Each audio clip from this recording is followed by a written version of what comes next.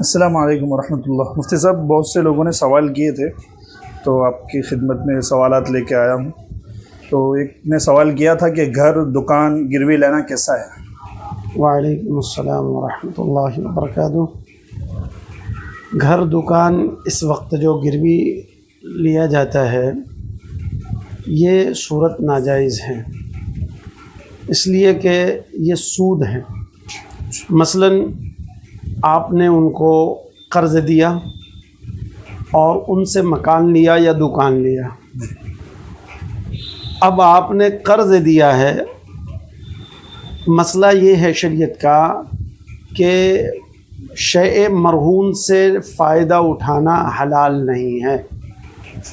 اب جو مکان یا دکان جو بتایا اس کا خلاصہ، شیء مرہون کا مطلب جو چیز رہن میں رکھا ہے، گروی جو چیز رکھی ہے اس کو کہتے ہیں شیء مرہون۔ تو یہ دکان یا مکان یہ شیء مرہون ہے، یہی گروی ہے، اصطلاح ہے، میں عام طور پہ اس کو گروی کہتے ہیں۔ تو اس سے نفع اٹھانا کسی طرح حلال نہیں۔ اس سے نفع اٹھانے کا مطلب یہ ہے کہ آپ نے قرض دے کر قرض سے نفع اٹھایا، اور شریعت میں قرض سے نفع اٹھانا سود ہے۔ کل قرض جر نفعا فہو ربا۔ اس میں ہی مسئلہ ہے دوسرا کہ گروی میں بھاڑا کم کر کے دینا۔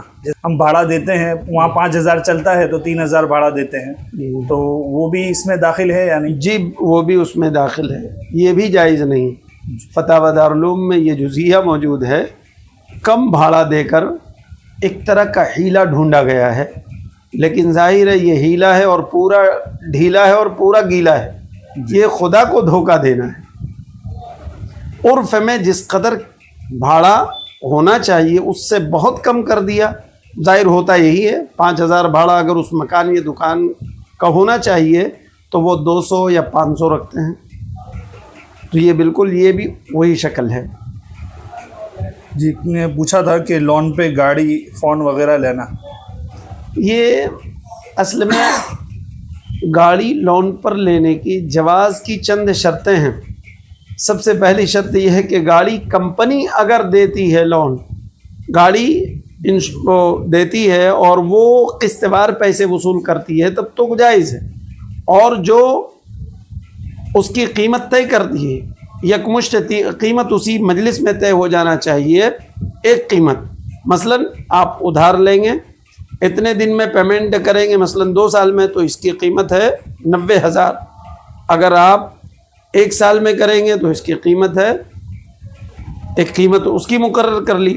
تو اس طرح ایک قیمت مقرر کر لیں اور یہ طے کر لیں کہ ہاں مجھے سال بھر میں چکانا ہے، یہ قیمت پر گاڑی معاملہ طے ہو جائے تو یہ جائز ہے۔ لیکن ایسا ہوتا نہیں ہے، ہوتا یہ ہے کہ فائنینس، وہ بینک فائنینس لینا پڑتا ہے، اور بینک سے وہ بینک اصل میں قسط وصول کرتی ہے اور بینک سے یہ معاملہ سارا ہوتا ہے، ظاہر ہے کہ یہ سارا سود پر منحصر ہوتا ہے، اس لیے جائز نہیں ہے۔ اگر گاڑی کی کمپنی ایسا کرتی ہے اور ایک طے شدہ رقم قرار پا جاتا ہے تب تو کوئی حرج نہیں، لیکن اس میں بھی وہی ہے کہ سود بھرنے کی نوبت نہیں آنی چاہیے۔ جی، جیسے کہ ہفتہ اگر باؤنس ہوتا ہے تو کچھ رقم زیادہ دینی پڑتی ہے، یہ جائز نہیں۔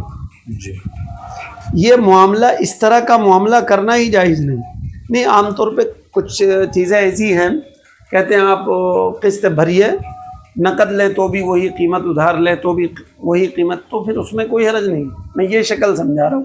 باقی یہ بون سے والی تو یہ معاملہ کرنا ہی غلط ہے، یہ بھی سود کا معاملہ ہے۔ اصل میں دیکھیے اس کی بنیاد کیا ہے، مسلمان جب معاملہ کرتا ہے تب یہ دونوں معاہدہ کرتا ہے، اور ظاہر ہے کہ معاہدے پہ دستخط کرنا ہوگا کہ اگر بون سے ہوگا تو ہم سود دیں گے، یہ معاملہ سودی معاملے پر دستخط کرنا ہے، یہ جائز نہیں۔ صرف ایجاب و قبول سے نکاح ہو جاتا ہے؟ نہیں ہوتا ہے، صرف ایجاب و قبول سے نکاح فاسد ہو جائے گا۔ گواہوں کی موجودگی ضروری ہے، 2 گواہ، 2 مرد ہوں یا 1 مرد اور 2 عورت مجلس میں ہوں، اور دونوں ایجاب و قبول دونوں سن لیں تو نکاح منعقد ہوگا۔ صرف ایجاب و قبول سے نکاح منعقد نہیں ہوگا، بغیر گواہ کے نکاح فاسد ہے۔ قاضی کے بغیر؟ قاضی کوئی ضروری نہیں ہے، اصل مسئلہ ایجاب و قبول ہے. دو گواہ ہوں، دونوں آپس میں ایجاب و قبول کر لیں تو نکاح منعقد ہو جائے گا. قاضی کا کوئی اہم کردار نہیں ہے، وہ تو ایک وکیل ہے. عورت کی طرف سے وکالت کرتی کہ میں بحیثیت وکیل، دیکھیں آپ نکاح پڑھانے والا یہ جملہ کہتا ہے، میں بحیثیت وکیل فلانیہ بنت فلاں کو تمہاری زوجیت اور نکاح میں دیتا ہوں اتنے مہر کے عوض علاوہ نان نفقہ سکنا کے، تم کہو میں نے قبول کیا. تو یہ وکیل ہے. اگر یہ نہ ہو تو ڈائریکٹ نکاح ہو سکتا ہے. جی جی جی. ایک مسئلہ تھا کہ بھاڑے کے مکان میں 30 سال سے زائد ہو گئے رہتے ہوئے، اب مکان مالک خالی کرانا چاہ رہا ہے. وہ کہتا ہے کہ میں آپ کو 2 لاکھ دیتا ہوں، آپ خالی کر دو. تو وہ لینا کیسا جائز ہے ناجائز؟ ناجائز ہے. ملکیت اس کی ہے، شریعت میں اس کی کوئی گنجائش نہیں ہے. یہ کون سا پیسہ ہے، کس چیز کے عوض ہے؟ شیئر مارکیٹ میں پیسہ ڈالنا کیسا ہے؟ بہت کڑی شرطیں ہیں اس وقت. اولاً تو یہی کہ وہ اس کمپنی کا وجود صرف کاغذی طور پر نہ ہو، رجسٹر کے طور پر نہ ہو، خارج میں اس کا وجود ہو، چونکہ آج کل شیئر مارکیٹ ایسا بھی چل رہا ہے. دوسرا، وہ کمپنی حلال کاروبار کرتی ہو. کمپنی میں جو تجارت کا لین دین کا معاملہ کرتی ہے کمپنی، وہ تجارت کے اصول و ضوابط اور شرائط کے مطابق کرتی ہو. اور اس کے علاوہ بھی کئی اہم شرطیں ہیں. واقعہ یہ ہے کہ ان تمام شرطوں پر کھرا اترنا بہت مشکل ہے، الا ماشاء اللہ کچھ ایسی کمپنیاں ہیں، اس کا سراغ لگانا چاہیے اور پھر ہی علماء اکرام سے تحقیق کر کے ہی ڈالنا چاہیے.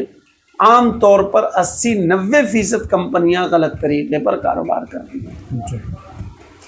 بجاج کارڈ بنواتے ہیں، وہ بنانا کیسا ہے؟ جائز نہیں اس کا استعمال. وہی ہے فائننس، وہ سود دینا پڑتا ہے. جی جی. لائف انشورنس کرانا کیسا ہے؟ LIC جو کراتے ہیں یہ جائز نہیں. لائف انشورنس کئی قسمیں ہیں. کمرشیل انشورنس جو تجارت انشورنس کہتے ہیں، یہ بھی، یا بیمہ، جان کا بیمہ کراتے ہیں. البتہ گاڑی کا انشورنس یہ مجبوری ہے، نہیں کراتے ہیں پولیس ہمیں پکڑ لیتی ہے، تو یہ تو مجبوری ہے. لیکن اگر جان کا انشورنس کراتے ہیں اس میں کوئی مجبوری نہیں ہے، یہ جائز نہیں. منگنی کے بعد لوگ فون پر کالوں پر بات کرتے ہیں اور گھومنے جاتے ہیں، تو وہ کیسا ہے؟ بالکل حرام ہے.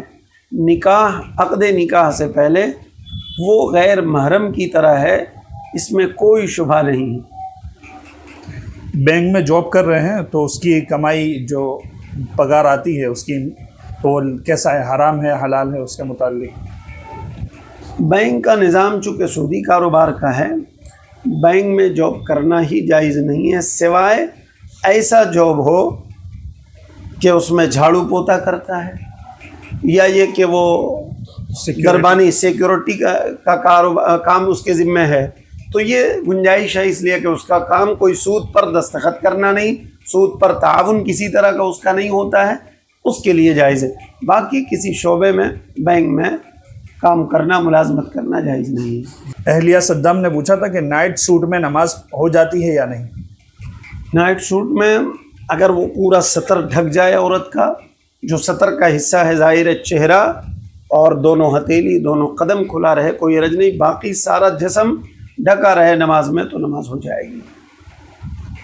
بالوں کو اوپر باندھ کر جو امبوڑا بولتے ہیں جسے، اس کو بنا کر نماز پڑھنا کیسا ہے؟ اس سے کوئی حرج نہیں.